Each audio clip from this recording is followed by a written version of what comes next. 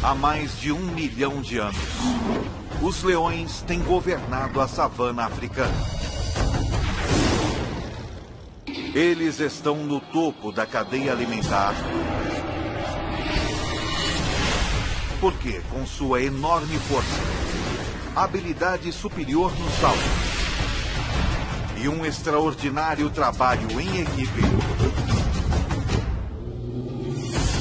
não tem medo de nada.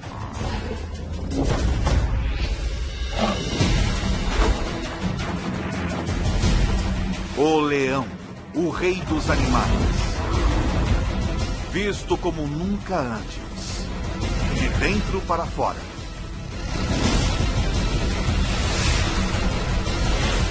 Pelos olhos de...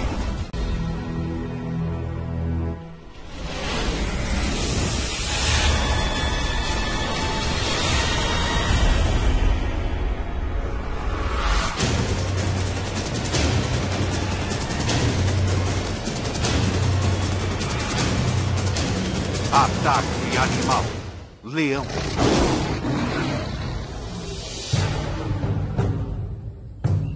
É metade de setembro, no leste africano. A estação da seca. Estes 12 leões adultos e 6 filhotes vivem juntos em um grupo. Uma família ampliada que permanece e caça junta durante toda a vida. Esta estação é particularmente quente e seca, e a maioria das presas dos leões está começando a migrar para pastos mais verdes, o que significa menos oportunidade de caça.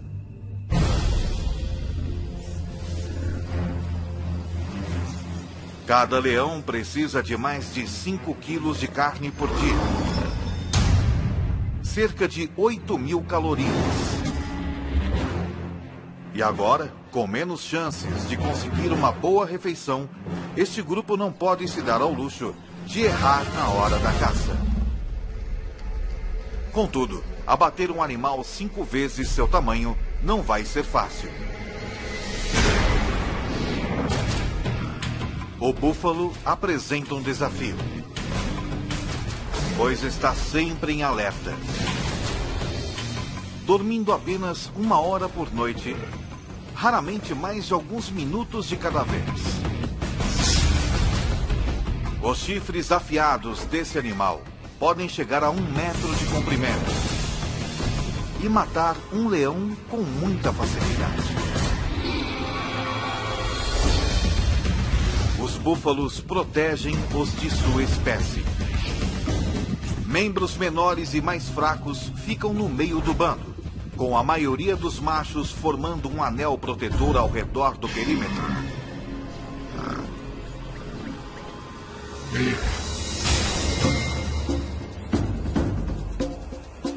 Para ter sucesso contra um búfalo ou outra presa, um leão precisa empregar trabalho em equipe e estratégia.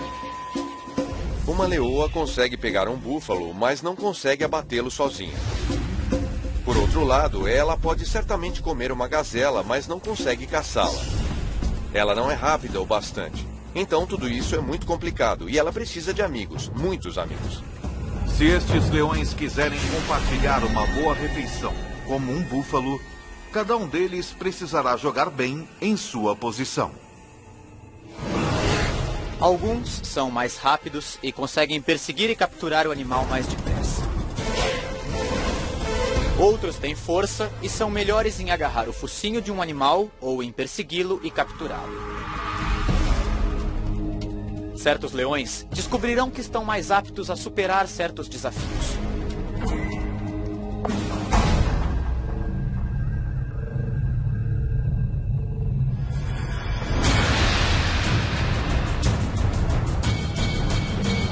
A caçada começa quando 2 leoas desafiam um grupo, forçando seus membros a correr e fugir em pânico. Depois, uma das 2 atacantes analisa a situação. Ela verifica o bando, decidindo em qual animal mirar. Ela está procurando alguma fraqueza, selecionando um búfalo jovem ou doente, ou um que esteja afastado do grupo. Numa questão de segundos, ela encontra seu alvo. Uma fêmea com um chifre quebrado. Qualquer briga teria sido bastante para ter quebrado algo tão duro quanto um chifre. Então, provavelmente, causou danos bem mais sérios a esta fêmea. Uma leoa consegue chegar a uma velocidade de 54 km por hora. Mas as atacantes, as leoas mais rápidas e ágeis do grupo, conseguem chegar a velocidades de mais de 60 km por hora. Uma das atacantes passa correndo pelo grupo e se lança no ataque. Ela faz isso com garras incrivelmente bem projetadas.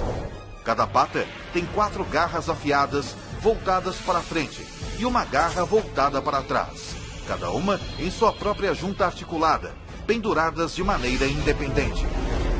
Então, à medida que o búfalo tenta lutar contra a leoa, ela consegue ajustar continuamente sua pegada, o que não é uma tarefa fácil.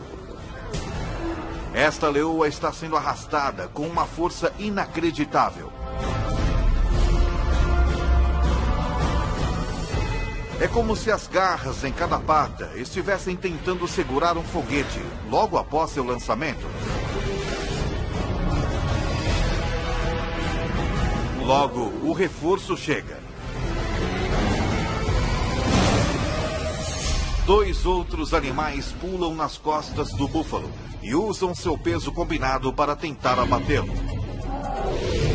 O búfalo de 770 quilos agora está carregando 3 leoas, cada uma pesando mais de 400 quilos. Uma delas enterra seus caninos enormes na vítima, enquanto as outras cobrem as narinas e boca do búfalo com sua própria boca.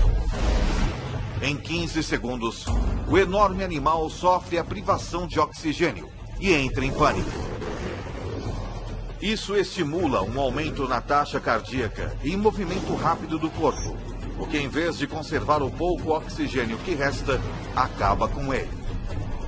A vítima começa a perder consciência. Seus músculos relaxam. E então, o fim.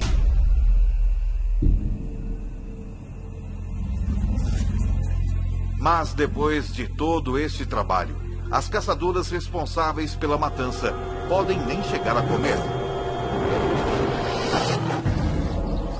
Isso é, não antes da permissão do macho dominante. Ele comerá quase 20 quilos de carne do búfalo antes que as fêmeas possam pegar seu bocado.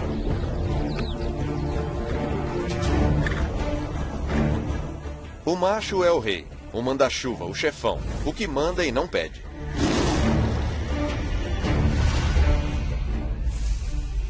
Os bandos normalmente têm 2 ou 3 machos, mas este só tem 1. Ele protege o grupo e é pai de todos os filhotes. Patrulha seu território, garantindo que nenhum outro leão invada.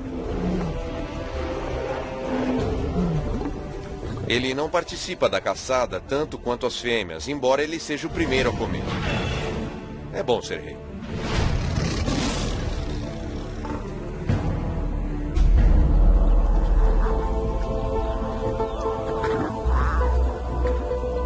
Foi uma boa caçada.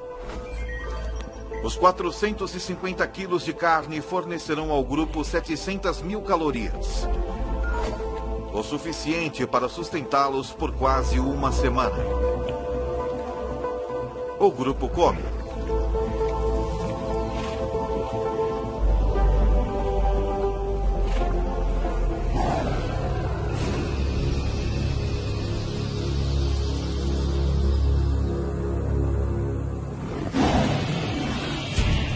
Porém, um rugido distante significa problema. O tipo de problema que poderá mudar este grupo para sempre.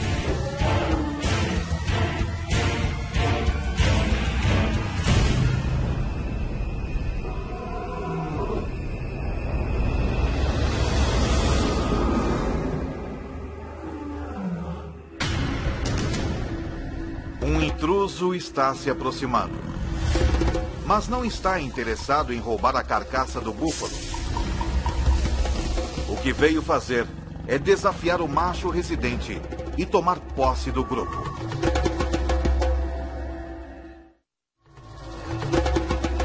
Já faz 2 anos que o macho residente desafiou o macho dominante na época.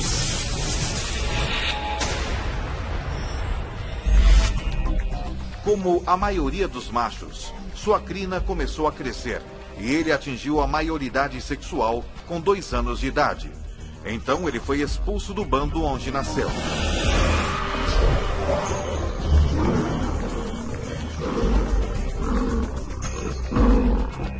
Isso tem um objetivo evolucionário.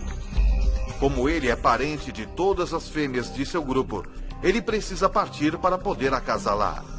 Mas como adolescente, ele não era forte o bastante para depor o macho dominante. E por isso vagou por mais 1 ano, esperando seu momento de assumir o grupo. Foi então o que ele fez.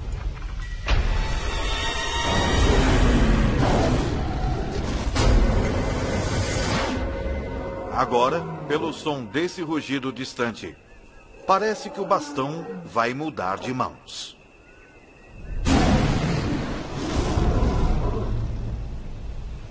Eu já ouvi um leão rugindo a 8 quilômetros de distância, e quando você descobre a que distância ele estava de você, diz: puxa, mas parecia tão perto. O rugido de um leão não é apenas ouvido, ele é sentido também. Tudo começa quando músculos em suas costelas agem como foles, fazendo o ar passar a 80 km por hora, através de dobras vocais enormes, fazendo-as vibrar. Mas o que dá ao rugido sua força é a caixa acústica entre o céu da boca e a parte de trás da garganta. O som ressoa aqui, aumentando em velocidade e intensidade. E nessa caixa acústica, o leão também pode manipular o tom de seu rugido da mesma maneira que um cantor de ópera muda uma nota. O resultado é um som que pode atingir 115 decibéis, tão alto quanto um concerto de rock.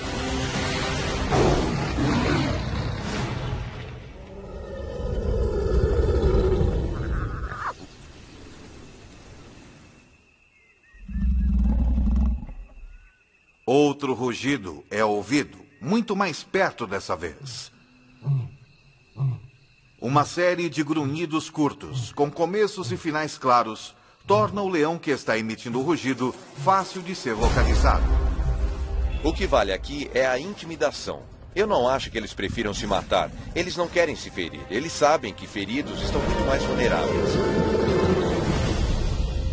Agora, tanto o leão residente quanto o desafiante têm uma escolha: lutar ou fugir.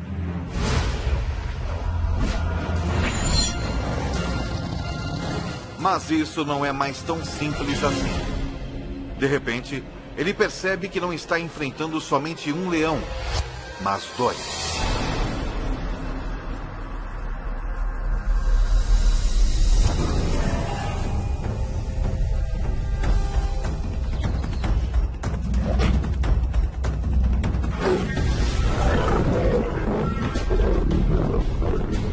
Enquanto um dos intrusos ataca o macho, o segundo intruso ameaça o bando.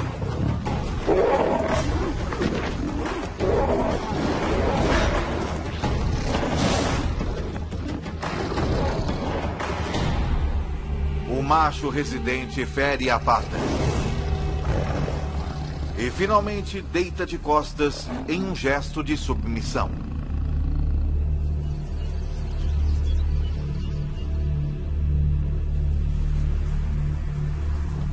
Seu grupo e território não lhe pertencem mais.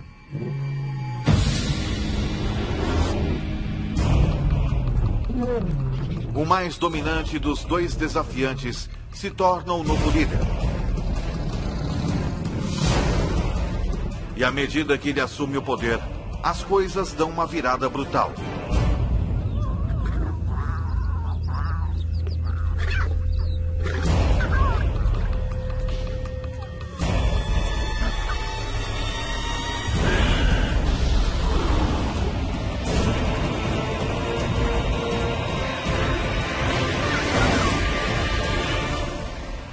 ele mata todos os filhotes.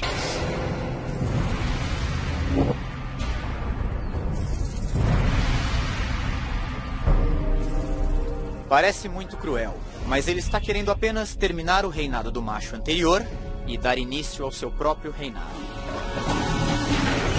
Ele está garantindo que seus filhotes, seus genes, e não os de outro macho, sejam passados para a próxima geração.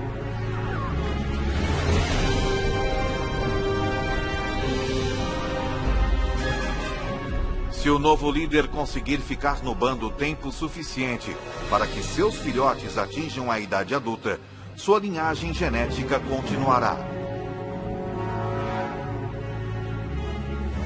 E embora as fêmeas possam inicialmente tentar resistir aos esforços do novo macho residente, com mais de 200 quilos, ele pesa mais de 30% que elas. Mas matar os filhotes também tem outro objetivo. Fará com que as leoas entrem no cio novamente. Os anos de estabilidade neste bando se foram no piscar de olhos.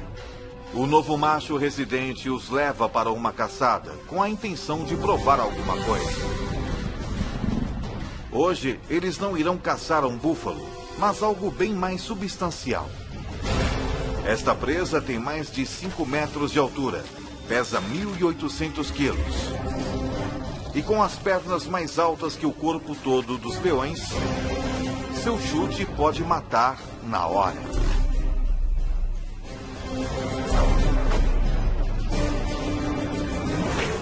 Eu já vi uma girafa chutando. Dá para ouvir o som a 100 metros de distância. Ela mata o atacante na hora. Se eles quiserem abater um animal desse tamanho, os machos terão que se juntar à caçada. Não há regras que digam que os machos não caçam. Eles caçam, e eu já os vi caçando girafas, que são animais grandes. Mas é preciso trabalho em equipe para isso. Eles precisam do peso para derrubar essa fera. Uma girafa não é apenas forte e grande. Ela é rápida e ágil também. O grupo, então, precisará de uma estratégia única para ter sucesso. Eles terão que montar uma armadilha. 3 leoas levam esta girafa para dentro de um bosque de acácias, onde o restante do grupo está esperando.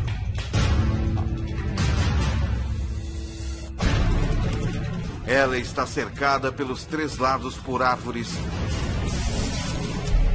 e com os leões trancando o 4º lado.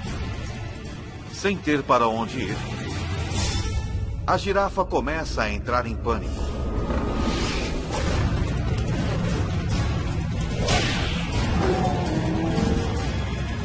Enquanto os leões esperam pelo momento perfeito para atacar.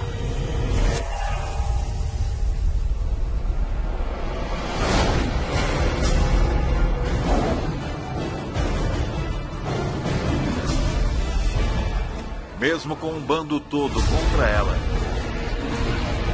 esta girafa não tem intenção de desistir facilmente.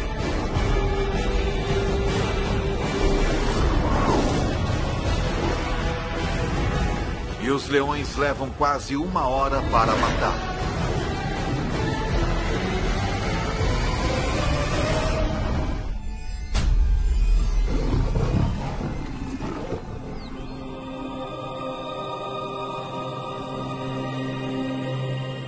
Enquanto o grupo se alimenta da girafa, a menos de 2 quilômetros dali, o macho expulso do grupo perambula solitário na savana, cada vez mais faminto. Sua pata está ferida. E pior, por onde ele passa, parece estar entrando no território de outros bandos. Pode haver 3 ou 4 bandos estabelecidos nesse raio de 15 a 30 quilômetros. E a única chance que ele tem a essa altura é ficar escondido, fazer o mínimo de ruído possível e continuar andando até sair dos limites desse território. Ele costumava perseguir suas presas de forma furtiva, Mas agora, ele tem de ficar quieto para não ser morto. 4 dias atrás, ele ingeriu quase 30.000 calorias. Mas gastando mais de 10.000 calorias por dia, ele tem poucas reservas. Num piscar de olhos, toda sua vida mudou. Ficando cada vez mais faminto, está reduzido a rondar como uma hiena. Enquanto isso, seu antigo bando ocupa-se com uma refeição enorme. As mais de 1 milhão de calorias poderiam sustentá-los por 10 dias. Se eles pudessem comer a girafa inteira em uma única refeição. Os leões comem 20 quilos de carne e se empanturram. Eles vão vaguear, tomar um gole de água na poça mais próxima e depois descansar pelas próximas 18 horas.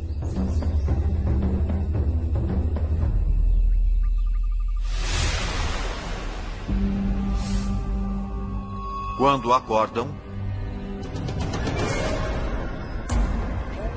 hienas se apoderaram da carcaça e estão tendo um banquete.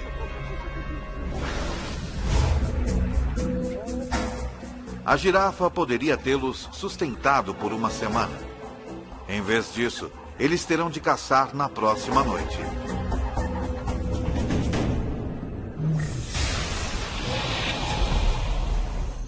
Quando o sol se põe, fica mais fresco na savana. Mas não é conforto que leva os leões a caçarem à noite. É estratégia. A 100 metros de distância à noite, nós não seríamos sequer capazes de ver que há um animal lá. Mas um leão pode, provavelmente, até ver a respiração de um animal. Os búfalos têm uma visão noturna muito limitada, então são particularmente cautelosos.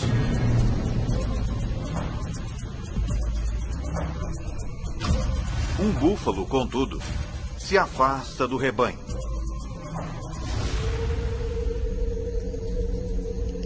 Quando a lua se esconde atrás de uma nuvem e a visibilidade diminui ainda mais, os leões, liderados pela atacante, entram em ação. Seu globo ocular, pupila e a lente são proporcionalmente maiores que os de outros carnívoros, e ela pode dilatar as suas pupilas até 3 vezes mais que um ser humano. Mas o segredo de sua visão noturna é o revestimento reflexivo único na parte traseira de seu olho, que garante que todos os fótons de luz possíveis cheguem às células da retina. É tão eficaz que na ausência de lua e de estrelas, mesmo sem qualquer nuvem refletindo a luz do céu, o olho de um leão pode produzir uma imagem melhor que óculos de visão noturna. Quanto menos luz houver, maior a sua vantagem. Os leões são 2 vezes mais bem-sucedidos na caça à noite que durante o dia. E em uma noite sem lua, sua taxa de sucesso quase quadruplica. Na escuridão total, eles são mortais. O búfalo desavisado nada vê até que seja tarde demais.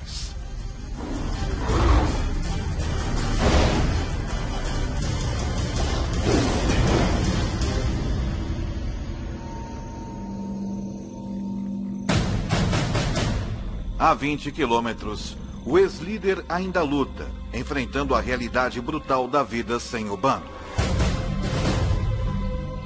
Ele sofreu um ferimento na pata na luta que perdeu. E não parece estar sarando com rapidez o suficiente. Até que isso aconteça, ele não pode caçar presas velozes. Então ele está sem comida há 7 dias.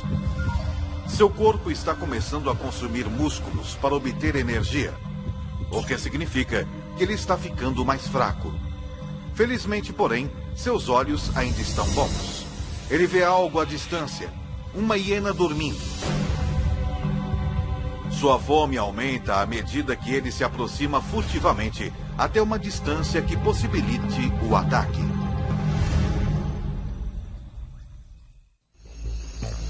Uma hiena é um animal bastante desagradável de se comer e eles só comem se for necessário, mas é um almoço, então ele pode comê-la. Ela vai sustentá-lo por mais uma semana. As hienas podem ter sono leve. Portanto, esse leão deve andar fazendo um silêncio mortal.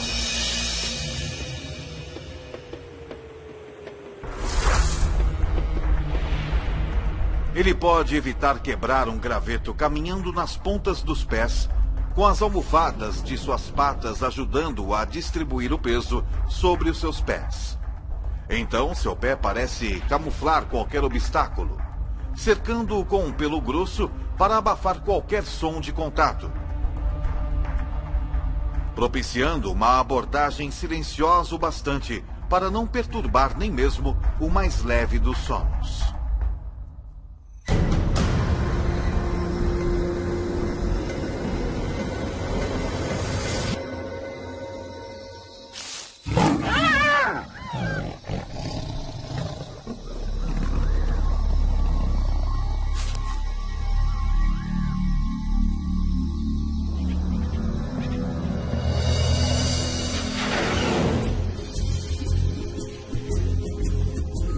Os 40 quilos de carne magra rendem-lhe cerca de 60.000 calorias. Não é uma refeição saborosa, mas ele vai dormir com a barriga cheia.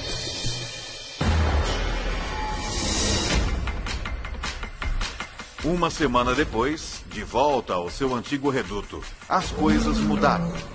A estação seca está em pleno andamento e os búfalos se mudaram para pastos mais verdes. Então, por conta da necessidade, o seu velho bando tem voltado seus olhos para outras presas menos desejáveis. Essa impala de 55 quilos poderia fornecer uma refeição decente para o bando. Mas a impala é um adversário formidável. Não importa quão difícil é o desafio, esses leões têm de tentar.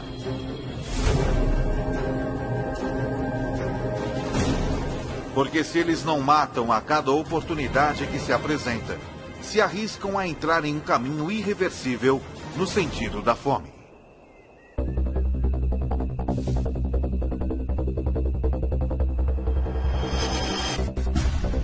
Mas devido à tremenda aceleração da impala, um incitador do bando simplesmente não pode pegá-lo. Um segundo incitador não consegue tão pouco.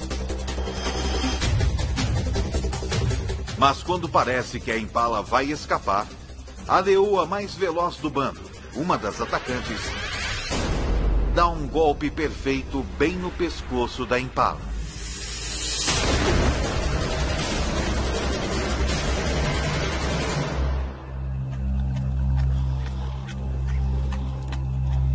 Tudo isso pode parecer um golpe de sorte, mas a perseguição toda foi cuidadosamente planejada. A meta da primeira leoa não é pegar a impala, mas sim dirigir o seu curso. Quando a segunda leoa se lança, é a fim de orientar a impala direto para a terceira leoa, que vezes a ataca perfeitamente.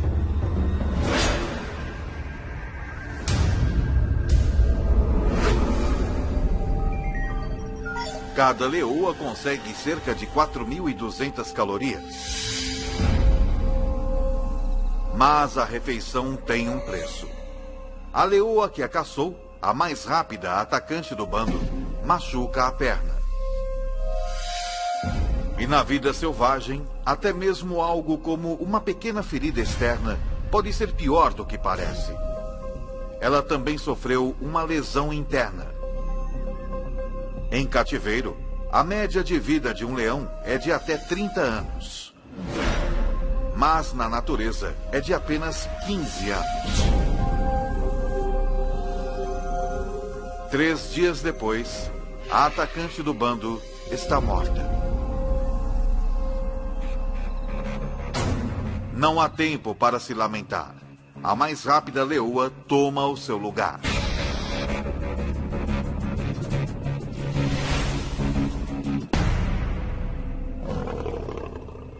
Mas o ex-líder desse bando, jogando sozinho num esporte de equipe, não tem um substituto.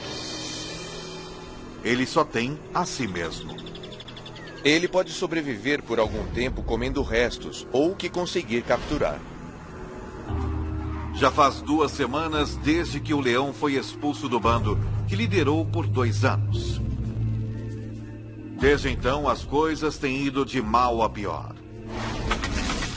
Em seu auge, as leoas de seu bando lhe forneciam praticamente toda a carne que ele podia comer. Sem a ajuda delas, agora com um déficit de mais de 50 mil calorias, ele perdeu mais de 6 quilos. Seu corpo está se alimentando de si próprio.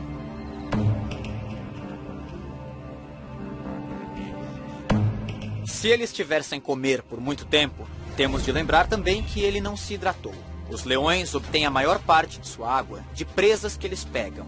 Então ele está extremamente desidratado. E neste momento, ele está muito debilitado. Mas o cheiro de um búfalo moribundo em uma poça d'água representa outra oportunidade de sobrevivência. Talvez a sua última chance. São 550 quilos de carne. E sem outros predadores à vista, é carne sem concorrência. Um búfalo desse tamanho pode salvar sua vida se ele conseguir matá-lo.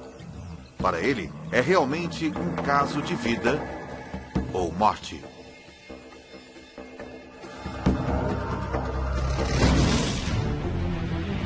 Um leão saudável poderia matar esse búfalo com alguns dos dentes mais impressionantes da natureza. Seus caninos de 7,5 centímetros estão a 10 centímetros um do outro. A distância exata entre as vértebras cervicais do búfalo, penetrando perfeitamente na espinha, eles podem pressionar a medula e paralisar o búfalo.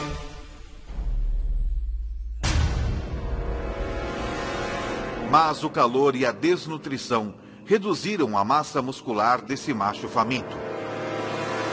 Seus caninos não podem chegar perto da coluna vertebral. Eles não conseguem nem furar a pele.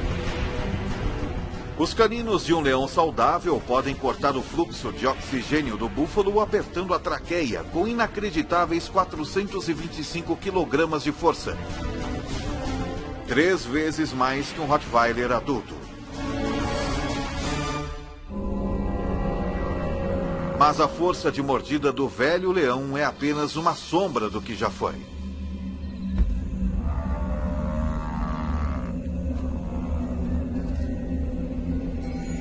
Essa é a linha da morte, como vamos chamá-la. Acima daqui é um animal que pode alimentar-se e caçar.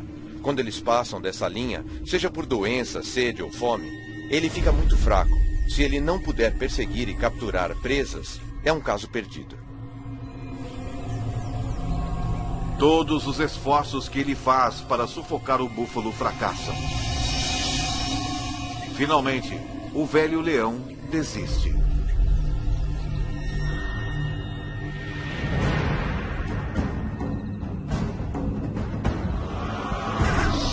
As coisas estão apenas um pouco melhores para o seu antigo bando. Na última semana, eles capturaram apenas 2 antílopes e um quinu bezerro. Menos de 20% do que eles necessitam para se sustentar. Caçar essas presas menores e mais velozes significa uma maior dependência dos membros mais velozes do bando. Suas 2 atacantes. Mas a nova atacante é lenta. Desde que substituiu a leoa que foi morta, ela tem lutado. Está deixando a atacante mais veterana do bando fazer a maior parte do trabalho. E com apenas uma atacante eficaz, o bando sofre. Quando eles se deparam com um rebanho de pequenas e velozes gazelas de Thompson, a atacante novata só assiste, enquanto a veterana caça.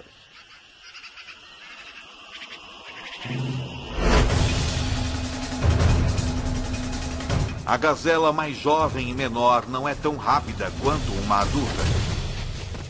E tem menos experiência em iludir os predadores.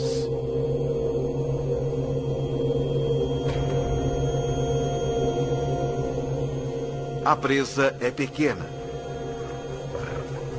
Depois dos dois machos do bando comerem metade, há menos de 1 quilo de carne para cada uma das leoas. Elas não estão apenas famintas, elas estão desnutridas também. Se não capturarem presas maiores rapidamente, podem morrer de fome. E quando as leoas começam a morrer de fome, não demora muito para que o bando todo morra.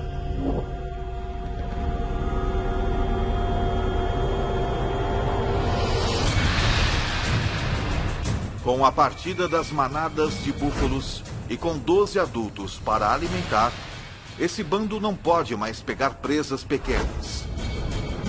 Eles têm de capturar qualquer coisa que cruzar o seu caminho, por mais perigosa que seja. Com 320 quilos, uma zebra é 15 vezes maior que a gazela que o bando dividiu.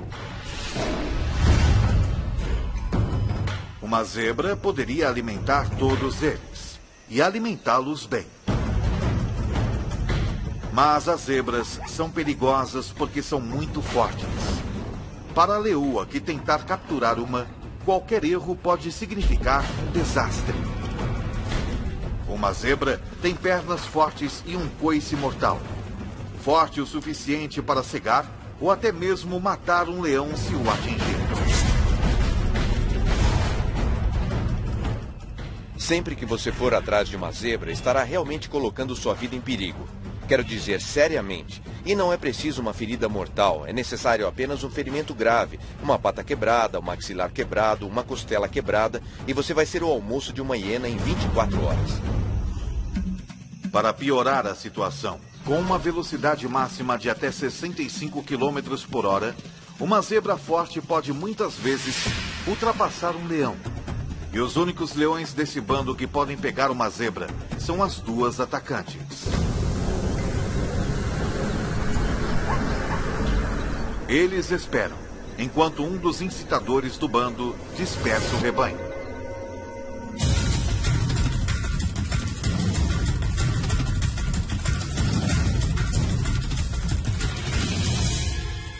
A atacante veterana dispara.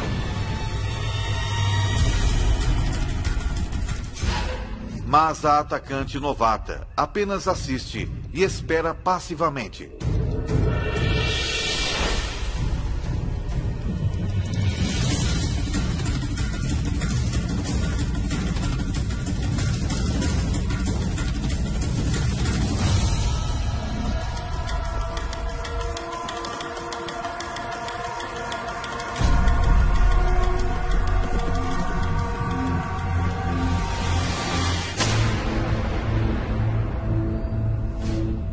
Porque esse ataque foi mal sucedido. Acontece que um dos maiores problemas de se capturar uma zebra é enxergar a zebra.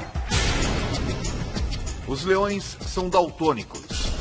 Eles têm dificuldade em distinguir as listras monocromáticas verticais da grama alta e verde da savana. E foi o suficiente para errar o alvo.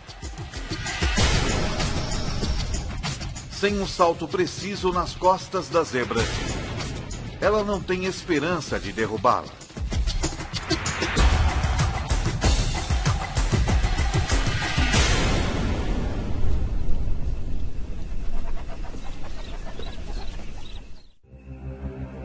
Isso significa desastre para o bando.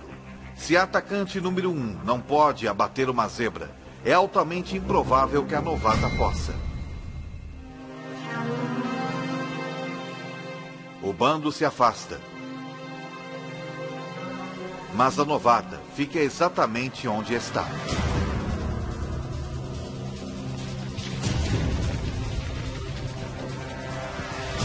Ela aprendeu algo com um erro da outra atacante. Ela posiciona-se onde não há grama alta entre si e a zebra.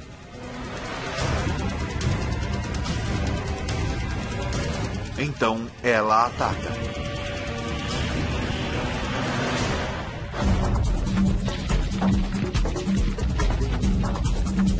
Mas se ela quiser derrubar essa zebra, vai precisar de um salto perfeito e uma aterrissagem perfeita. Uma leoa é capaz de saltar 10 metros, mas para isso, todos os aspectos de sua anatomia precisam trabalhar em perfeita harmonia. Primeiro, ela precisa estar na sua velocidade máxima. Ela vai precisar de uma tração extraordinária nas suas patas traseiras, que se plantam na terra em movimento a incríveis 17 metros por segundo. Suas patas traseiras e dianteiras se estendem em perfeita harmonia, provocando uma explosão em forma de mola em sua espinha. A combinação lhe dá a aerodinâmica necessária para voar pelo ar.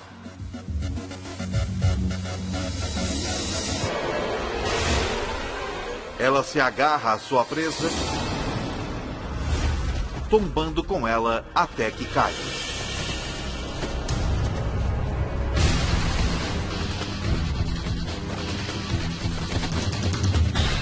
Cada garra independente se ajusta aos movimentos da zebra que luta. Por fim, ela prende suas mandíbulas no pescoço da zebra, com 425 quilos de força e cortando o seu fluxo de oxigênio.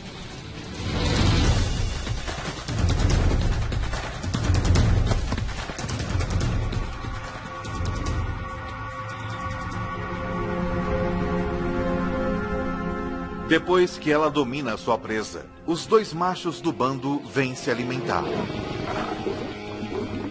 Logo, todos tomam a sua parte.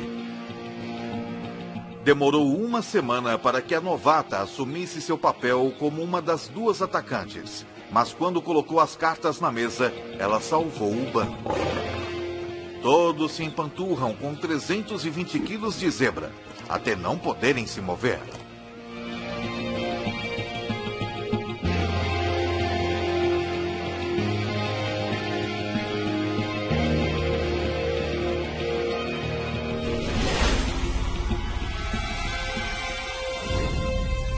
O ex-líder também não pode se mover, mas por outro motivo. Ele não come há 3 semanas e perdeu mais de 27 quilos. Está desidratado e coberto de lesões. Um banquete para os insetos, que são seus únicos companheiros.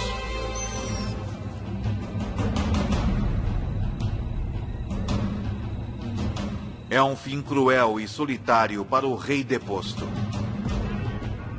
Mas é o mesmo destino sofrido pelo macho que ele depôs. Assim como que aguarda os machos que o depuseram também.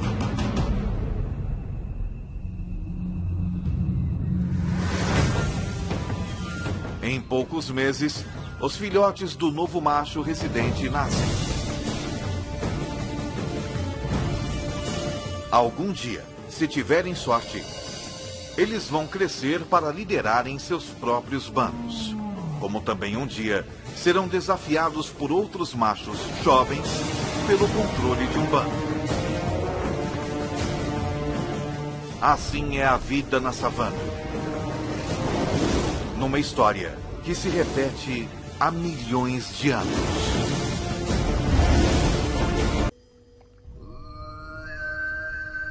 The tigers live here in the Sundarbans, gnarled fingers of thick mangrove swamp that stretch out into the Bay of Bengal.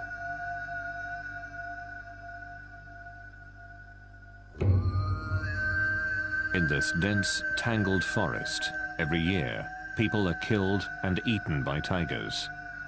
These tiny islands at the mouth of the Ganges River are separated by twisting ribbons of water.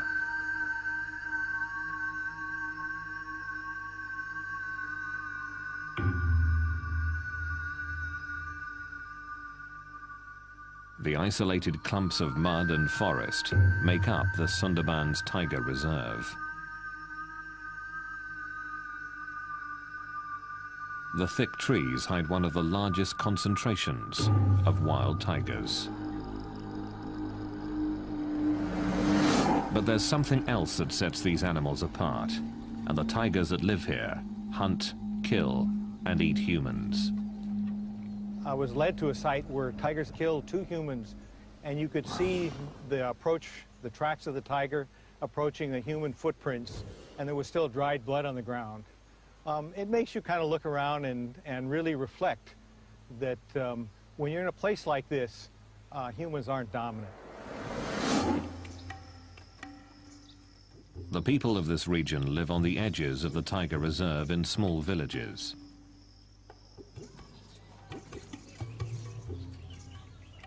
The menace that lurks in the forest surrounds them.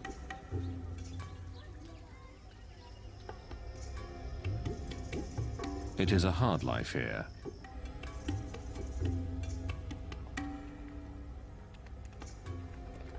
Most make their living by fishing or collecting honey.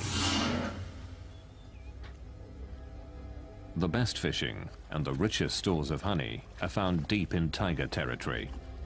Normally, this area is closed to visitors, but authorities do give villagers permission to enter to make a living.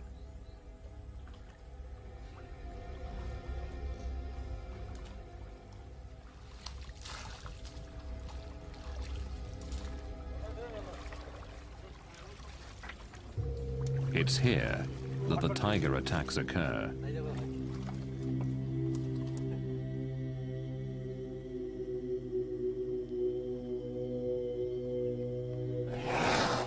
No one knows how many people have been killed by tigers.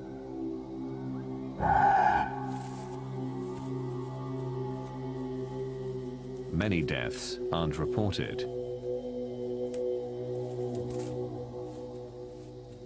And the bodies of the dead are rarely ever found.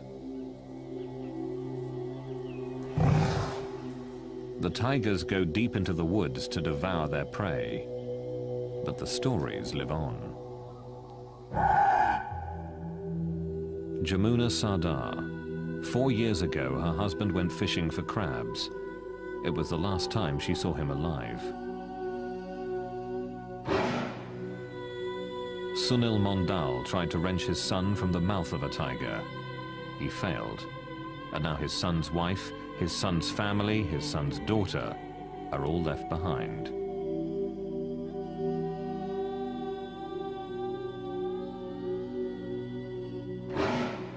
Surat Sadar. His father was killed while fishing, pulled from his boat by a tiger. The threat of violent death hasn't stopped daily life from continuing throughout the Sundarbans.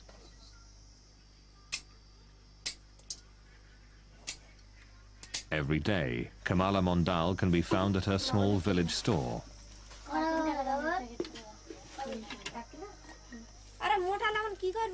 Mondal's husband was killed by a tiger while he was fishing for crabs. Without him, this store is her only way of making a living.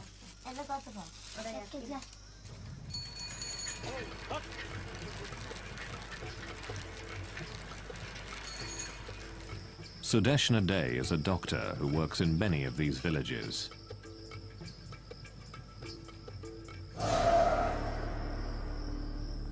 Here, every family has somebody or the other who has been lost in the hands of the tiger. And mostly what the tiger does is he attacks from the right side and from behind.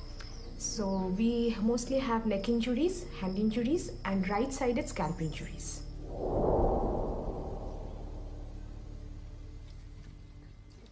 It is very rare to survive a tiger attack. Ashit Mondal is one of the few who have.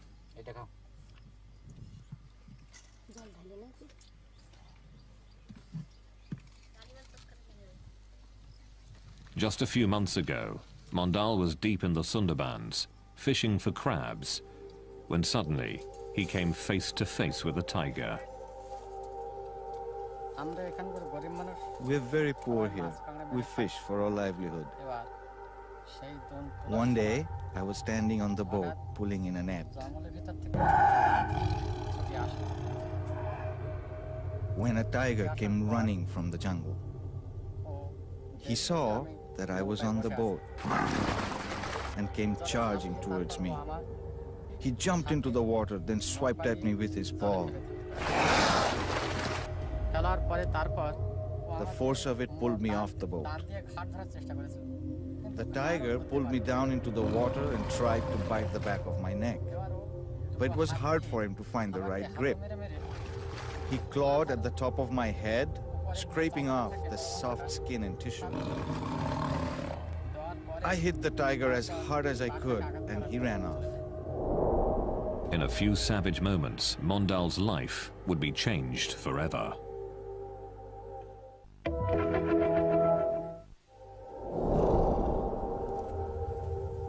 A tiger's enormous forepaws can shatter bones. Its teeth can pierce a skull in a single bite. My ear was almost torn off. This was all cut, and the skin was just hanging from my face.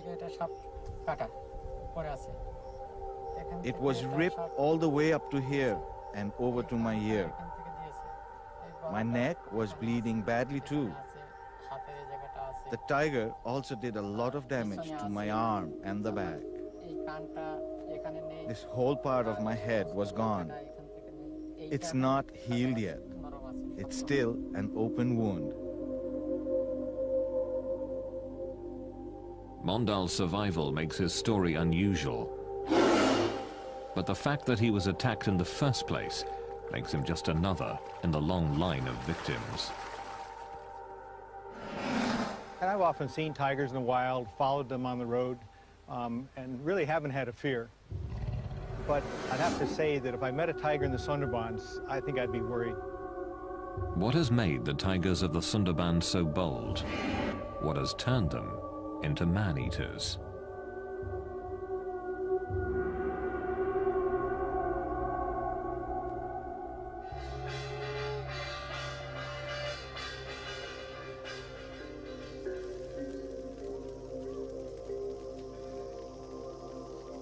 Tigers are a deeply entrenched part of the culture in the Sundarbans, a fearsome thread woven into the tapestry of everyday life.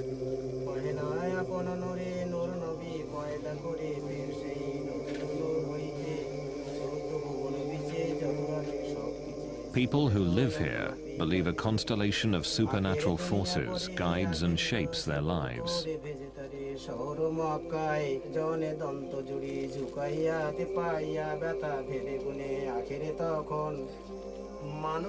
Before entering the forest where the tigers live, the priests and elders of the Sundarbans pray with the villagers, asking for protection.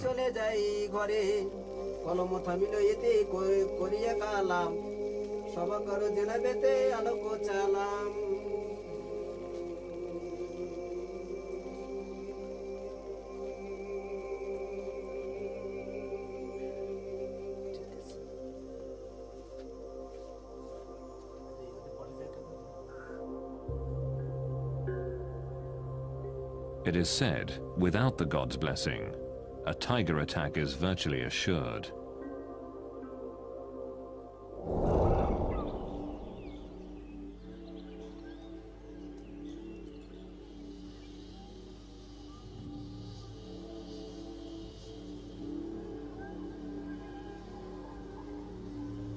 Bandhavgarh National Park is one of those places where wild tigers roam.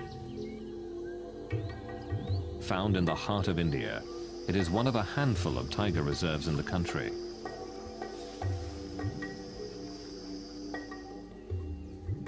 It has a rich history. In Indian legend, this fort, which dominates the park, was a gift from the great Lord Rama himself.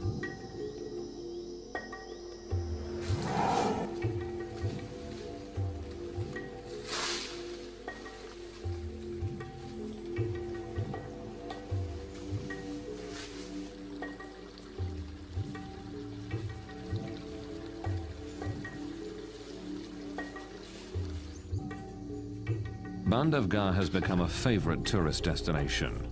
It's one of the best places in the world to see tigers in the wild.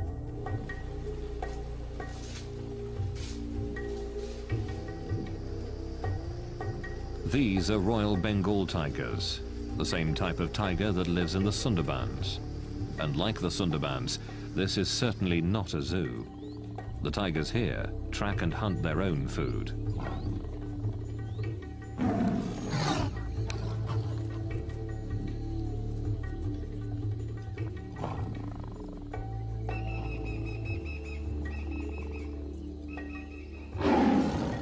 But even with all the people nearby, there's no serious concern of tiger attack.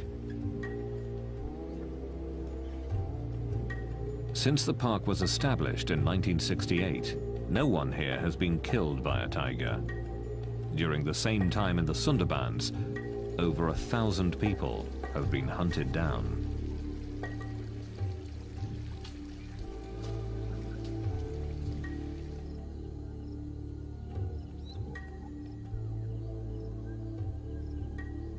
The classical image of the man-eating tiger is that man-eaters were an exception, and they were old, and they were injured, sick, and they couldn't kill game or livestock. So they had to kill people. People are easier prey than our game and than our livestock very often. It seems to me there are two types of man-eaters. There are man-eaters that get injured and are desperate for prey. But deep in the Sundarbans, they're killing even when they're very healthy.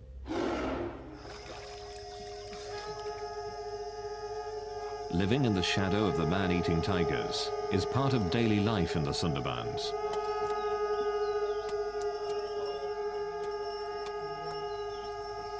Each spring here, honey collectors prepare to take their chances to earn a living.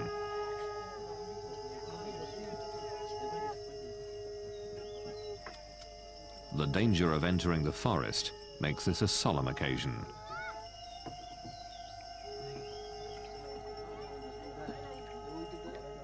Their families and other villagers gather to offer sacrifices to ensure their safe return.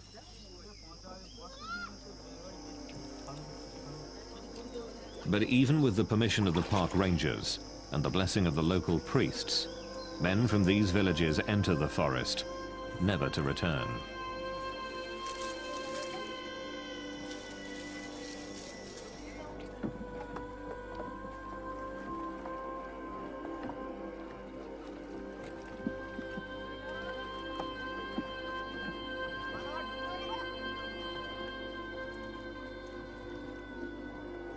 As they travel out into the forest, they put themselves at the mercy of one of the most ferocious hunters in the world.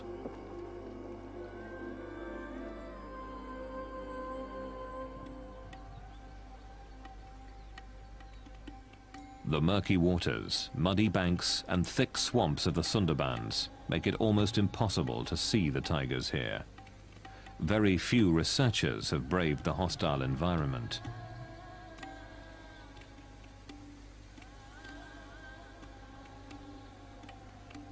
Very little is really known about the Sundarbans tigers. The Sundarbans at first seemed to me a pretty exotic place. Nowhere else in the world do tigers live in a mangrove habitat. And it's hard to walk. The pneumatophores make it, I think, difficult even for tigers to go through some habitat. There's deep mud. But there's one thing that tigers need. There's abundant prey, and that's why there are a lot of tigers there. A census is conducted in the Sundarbans to try to answer one of the most basic questions about the tigers of the region. How many are there? The census takers are forest guards who search the muddy banks of this area for tiger tracks.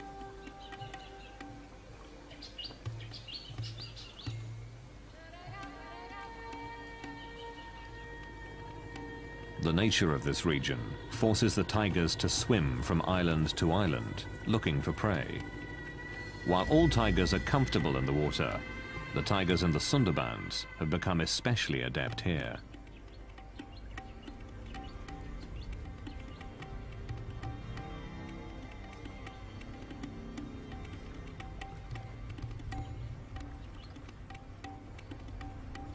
This rare footage captures one of these tigers in the act.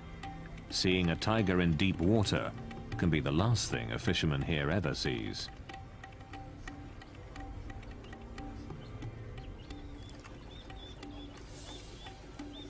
The tiger is tracked to where it left the river, but seconds after leaving the water, it has dissolved into the forest.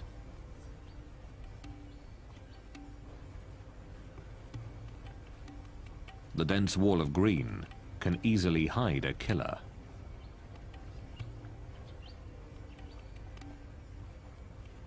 It is extremely dangerous to get off the boat.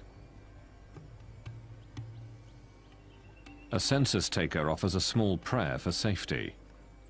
Field Director Pradeep VS says they take other precautions as well. Apart from the firearms, the 2 or 3 devices which has been devised for Sundarban conditions, one is the Tiger Guard. This is protective steel body structure, and this also uses the bulletproof sheet, which has spikes on the back, because any tiger which attacks a prey or human being, it attacks mainly from back and on the neck. So this takes care of this particular problem. Besides this, we also use the face mask, because most of the time it has been seen that the tiger attacks when you are most unaware of its presence. So a number of times you can try to attempt the tiger food, that you are watching the tiger from the back. Sometimes, the census takers don't have to travel far to find fresh tiger prints. These marks have been discovered just a few meters from a ranger station, which is protected by a high fence. A tiger has been here within the hour.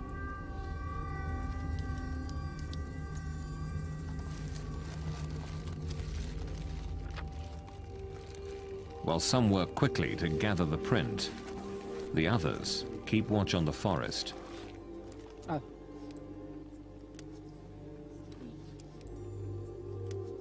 In the year 1995, one of our staff, Prabhas, was actually killed by tiger, and this was a very serious accident, and the whole census operation was stopped because of this. Each tiger's paw print is unique, as individual as human fingerprints. By comparing this imprint to other casts, they can learn if this is a new animal or not. In this way, a rough census of the tiger population is gathered. This paw print, and others like it, are giving insights into this unique animal. Well, the biggest thing we've noticed so far is that the tracks of tigers are really small. So we think male tigers could be even 150 pounds smaller than the big tigers elsewhere. The prey itself may be a part of the reason for the smaller tigers here.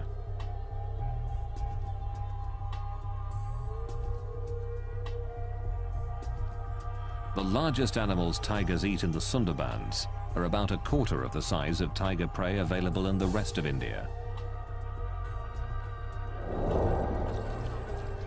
But without more research, it's difficult to know if the difference in the size of prey has pushed these tigers to hunt down humans. The honey collectors are now deep within the forest, in tiger territory. With the blessing of the tiger god, the collectors search for beehives.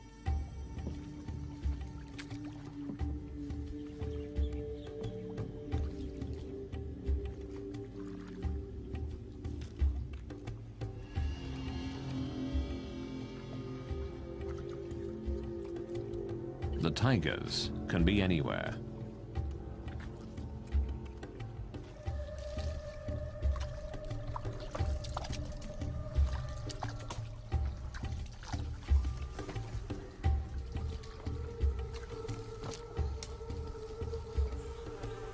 But the reward is worth the risk. This is what the honey collectors have searched for: hives dripping with bees and honey.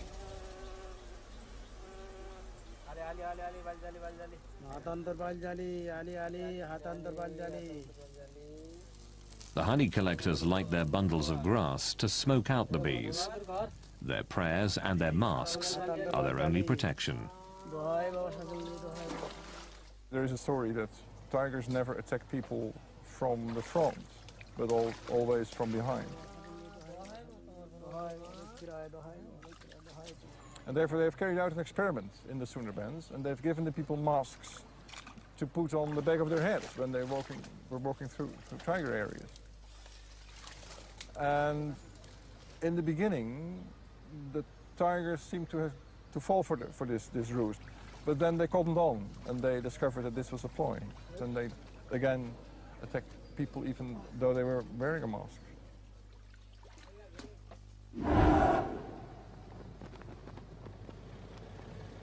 There is one part of the Sundarbans that has been closed off to people. It's known as the core zone. Around this is a ring of land where people with permits are allowed to fish or collect honey. But the core zone is strictly off limits to everyone but government personnel. Field Director Pradeep Vyas and his wardens patrol the area to keep people out. Tiger attacks are certainly more in core zone because tigers are not used to the presence of human beings. They come in contact with people very less as compared to the tigers in the fringe zone. Recently, a group of locals snuck into the core zone. They had no permits, no permission. A single tiger attacked and killed 3 men.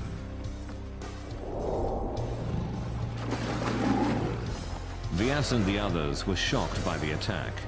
Normally a tiger will only kill one person, then devour their body.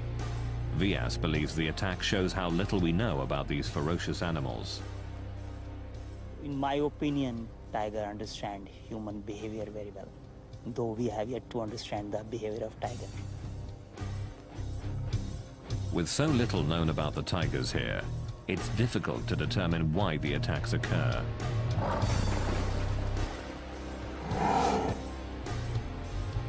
Perhaps the very nature of this place can explain why the tigers in the Sundarbans are the last in the world to hunt humans.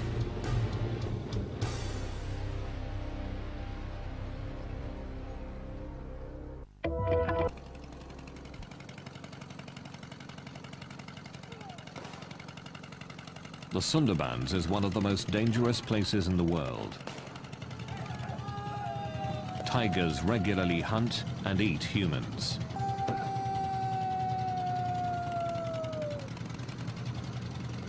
In this remote part of East India, park rangers take unusual measures, hoping to keep tigers away from the villages, hoping to keep predator and human prey apart.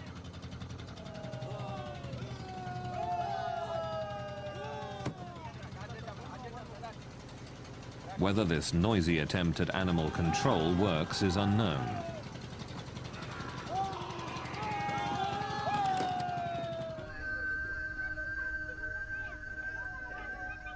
This extreme effort to keep tigers away from the villages of the Sundarbans is not duplicated in other tiger reserves in India. Here at Bandhavgarh National Park, villagers ring the tiger reserve, just as they do in the Sundarbans. But no one can remember the last time someone was killed by a tiger.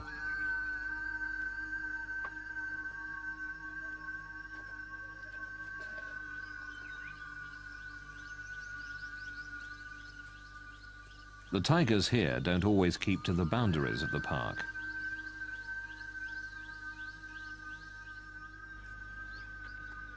They regularly enter this village in search of prey, but strangely, have never attacked people.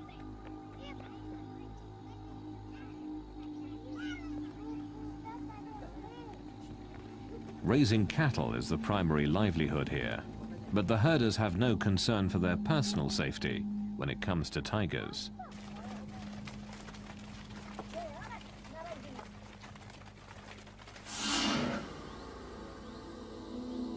This tiger, B2, is the best-known cattle killer in Bandhavgarh. He leaves the park frequently in search of easy prey, But even though he often travels near the villages and comes very close to people, he has never attacked anyone.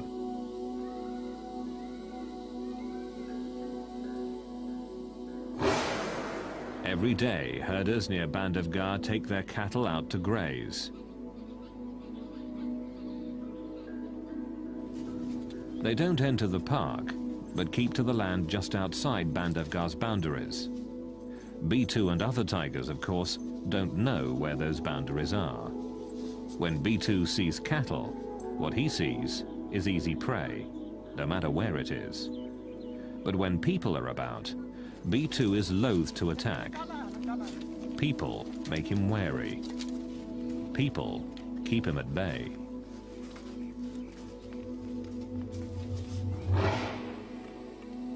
B2's most legendary hunt took him far outside the park. There he killed a large cow and dragged it back towards his territory. In a display of amazing strength, he threw the animal over a fence before feeding on it for 2 days. But B2 has never hunted people. His size, strength, and quickness is superior to any human. But he has never attacked.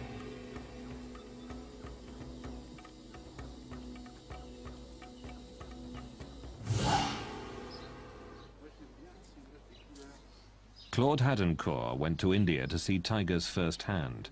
What he saw almost cost him his life. The tiger attacked the car while we were stopped. We were listening to the barks of the deer that announced the presence of the tiger. Everyone was listening carefully, and when we turned around, we saw the tiger on the road, about 200 meters from us. Et on a pu même faire quelques clichés, quelques photos. He got closer, and we could take a few pictures. We could see the tiger was beaten up or in an accident because he had a big wound on his lip and was missing some teeth. He was walking normally, but when he saw all the cars, he started to run faster and faster. And finally, when we least expected it, he jumped in our car.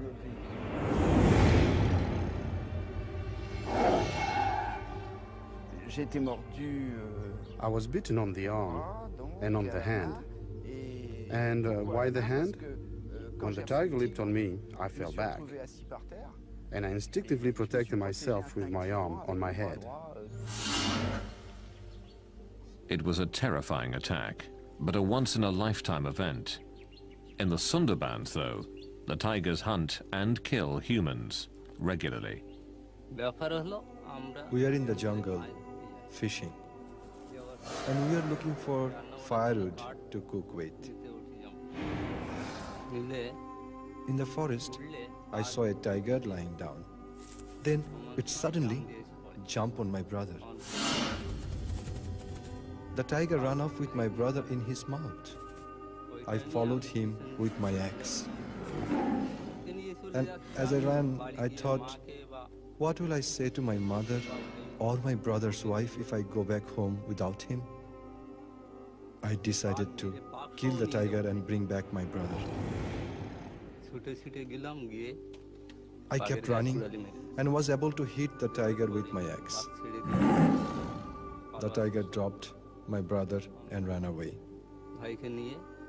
I picked up my brother and tried to bandage his head. I screamed for help, but nobody came. I carried my brother toward the shore, and as I walked, he died.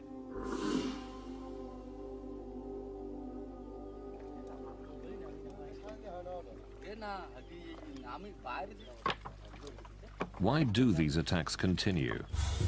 It's difficult to know what separates the tigers of the Sundarbans from those everywhere else in the world.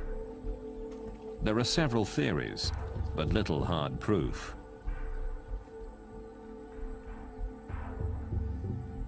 Some believe the water itself is to blame.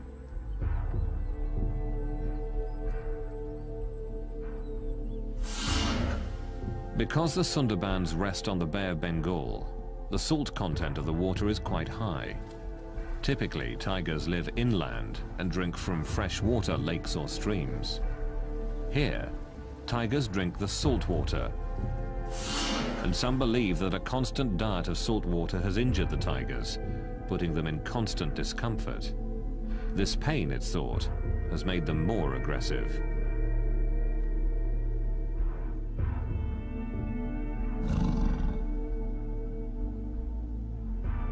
Fresh water ponds were dug to provide an alternative for the tigers, but the attacks persisted.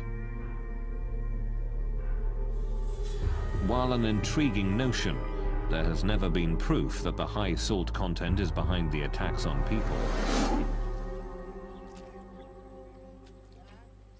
Another theory is also tightly bound to the waters here.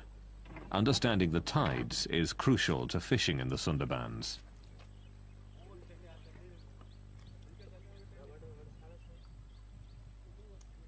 In several hours, these nets will be covered with water and perhaps fish. The regular movement of the tides shapes the behavior of the fishermen.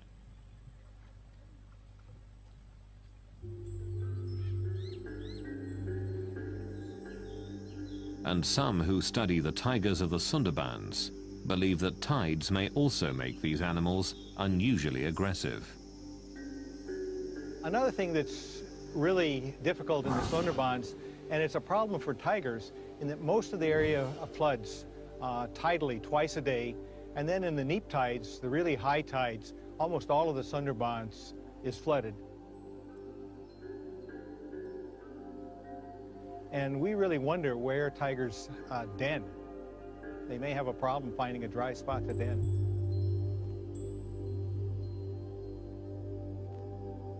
There is another theory that the tigers of the Sundarbans are more aggressive than others because conflicts that would be avoided through scent markings have to be played out. When the area floods, scent markings that define tiger territory are washed away. Aggression then becomes the only way to defend the territory.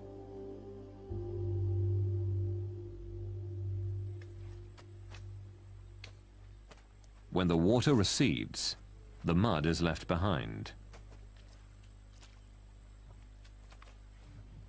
Some believe this mud makes it more difficult for the tigers to hunt, so they resort to easier prey, man.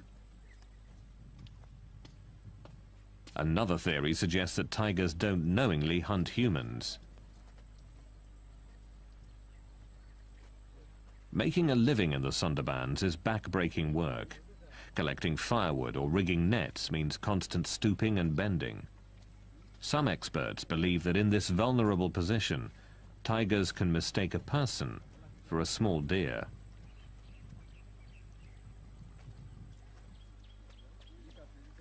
Once a tiger has mistakenly killed a human in this fashion, it is believed that the animal develops a taste for people and is more likely to kill again. There is an even more gruesome theory. Some believe that the tigers have acquired a taste for human flesh because of the weather. Brutal cyclones frequently batter this region, killing thousands. The rivers and canals are often filled with the bodies of the dead, on which the tigers feast. All through history, I have seen special circumstances under which all of a sudden there occur what you could call tiger epidemics or tiger plagues. And that is that all of a sudden there is an increase in the number of people being attacked by tigers. And I would say in 9 out of 10 cases that is because there has been a sudden increase in the number of dead bodies of people, dead people. Either because of an epidemic, cholera, smallpox, or because there has been a cyclone, a tornado, a flood. And that's because all of a sudden there is a surplus of human bodies. And tigers thrive. They have more food than they can than they can use. The list of theories grows, but is inconclusive. The tigers in the Sundarbans are certainly unique, and perhaps the explanation for their behavior can be found by looking not at tigers, but people.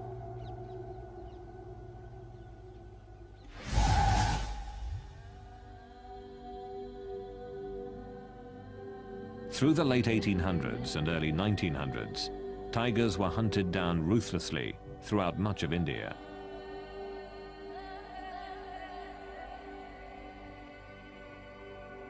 But what is less well known is that tigers were taking their own.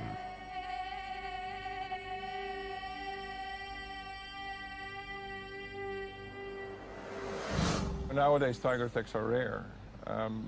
But if you go back even a century, or even less, 70 years, tiger attacks were quite normal. I've seen several records, both in India and Indonesia, of the tiger threat becoming so severe, so large, that people just abandoned their villages, that just went away. Tiger attacks so fierce that they emptied entire villages are hard to comprehend today. There are estimates that as many as 300,000 people were killed by tigers from 1800 to 1900.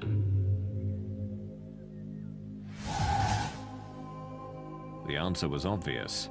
Fewer tigers would mean fewer tiger attacks. Open season was declared on tigers.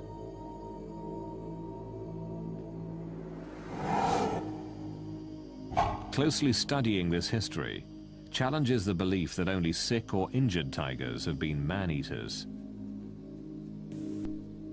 If you read about tiger attacks in the early 19th century, in the 18th or 17th century, they were so frequent that it is impossible to explain such a frequency by assuming that only sick and injured tigers attack people. So I argue that before, let's say, 1850, if they had a chance, they would kill a person. Perfectly healthy tigers. Here in Bandhavgarh, healthy tigers don't hunt humans anymore. Bhumgart believes that tigers can learn from history. Man-eating tigers in almost every part of India were hunted down and killed. The tigers that live in Bandhavgarh learned that fearing humans meant survival. But the massive tiger slaughter that occurred in this part of India did not happen in the Sundarbans.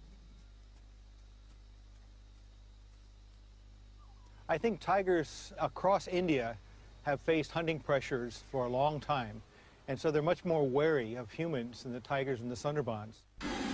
I don't think the tigers in the Sundarbans are afraid of people. The people don't seem to be carrying firearms, and the tigers know that. The remote and hostile nature of the Sundarbans protected tigers from hunting in the past, and it continues to protect them today.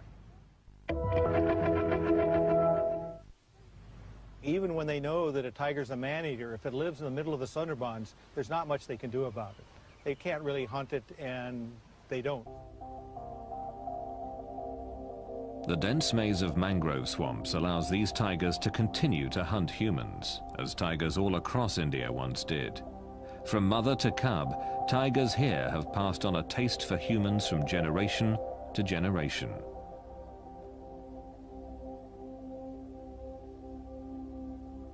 The biggest difference is that tigers may teach their young to be man-eaters, and so that's why there's so many man-eaters in the Sundarbans.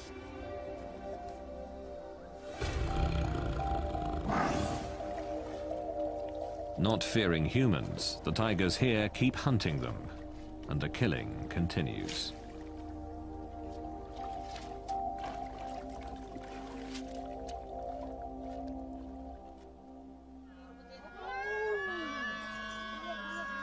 A young child is lost in the forest, at the mercy of the deadly tigers of the Sundarbans.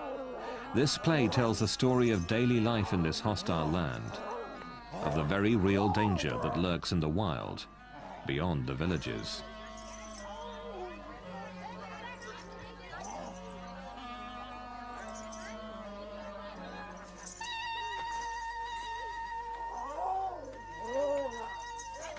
The people here believe that the tiger god, Daksin Ray, can kill if he is displeased. They believe he can read minds to gauge the amount of respect for him, that their survival depends on his happiness, or the intervention of another deity, Banbibi, the goddess of the forest.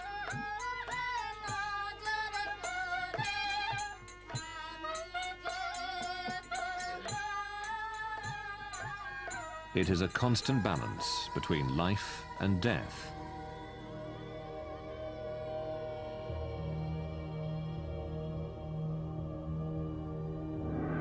A balance the people here accept.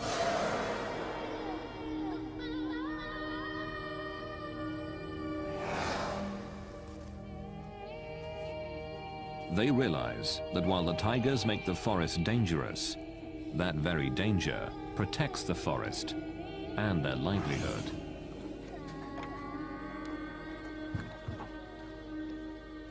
Most of the people in this zone are poor, and for their survival they have to go for fishing and other things. But they also admit that tigers' presence in this forest is essential for their own survival, because of these tigers, these mangrove forests are surviving.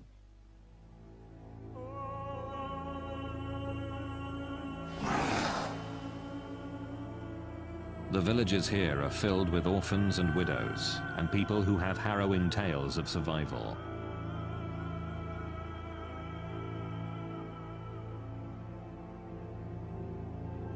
It is the reality of life in the Sundarbans.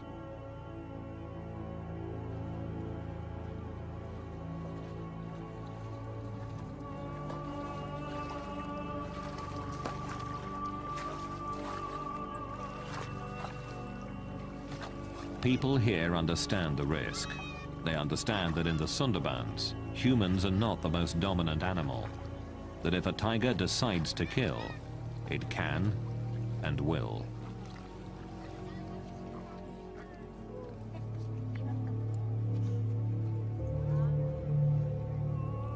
This is a place which has remained virtually untouched by time.